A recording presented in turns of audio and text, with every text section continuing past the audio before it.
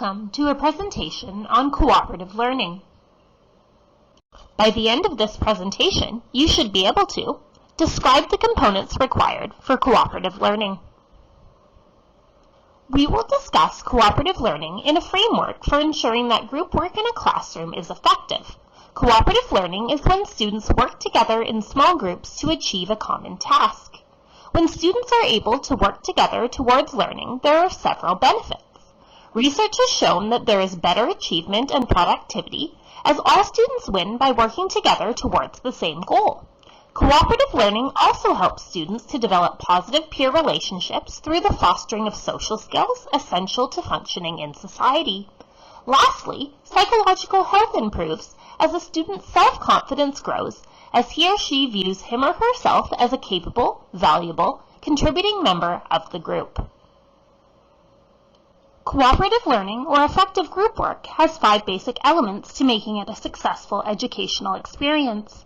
We have all experienced group work that has not been successful nor effective, in the sense that, for various reasons, one person either takes on all of the work or is left to do the majority of the work.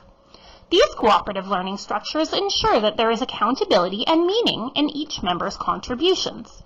The 5 basic elements of cooperative learning are positive interdependence, individual accountability, group processing, social skills, and face-to-face interaction. You can remember this framework using the mnemonic device, pig's face. All cooperative learning is group work, but not all group work is cooperative learning. Let's explore the individual elements of pig's face to understand what makes it so effective. Positive interdependence is when all members of the group are working within the team towards a shared goal. In order for one person to succeed, the group must succeed. All members of the group feel connected to one another in the accomplishment of a common goal and have a reason to participate. For example, the teacher may have assigned a project where the group needs to complete a model of different landforms. In turn, every member of the group is working toward the end product of creating a landform diorama. Individual accountability. This is when each person is held accountable for demonstrating accomplishment of the learning. Adding an element of individual accountability to the group work will avoid the pitfall of having students who take control of the work because they do not trust their team, the hogs, and those who do not contribute at all, the logs, because they are disengaged.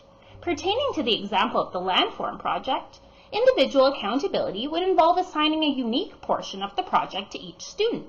For example, Bobby builds the volcano, Jasdeep paints the lake, and Jeremy creates the mountains. In turn, each member of the group is responsible for a portion of the project. Group processing refers to the members of the group reflecting on the learning that has happened and reflecting on the individual contributions of each member.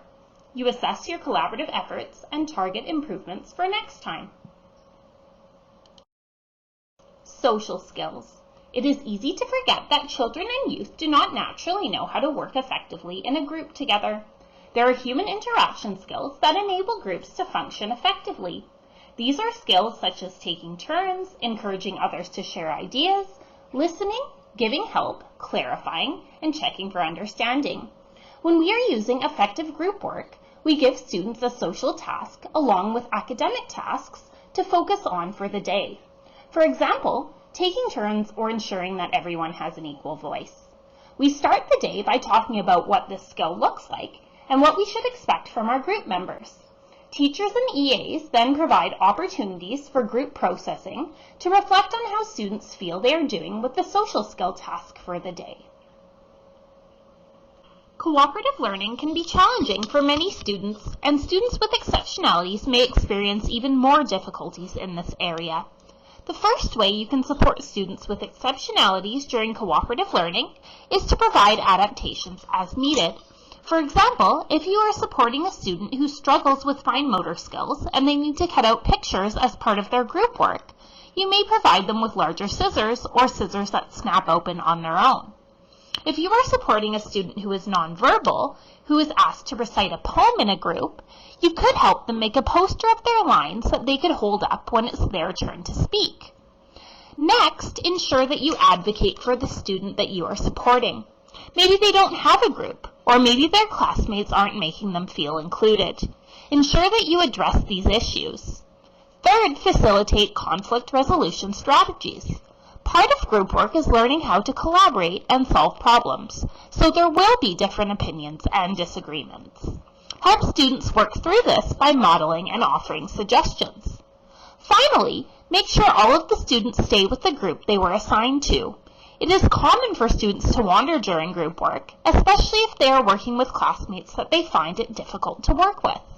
Remind them that they have a responsibility to stay committed to their group. You should now be able to describe the components required for cooperative learning.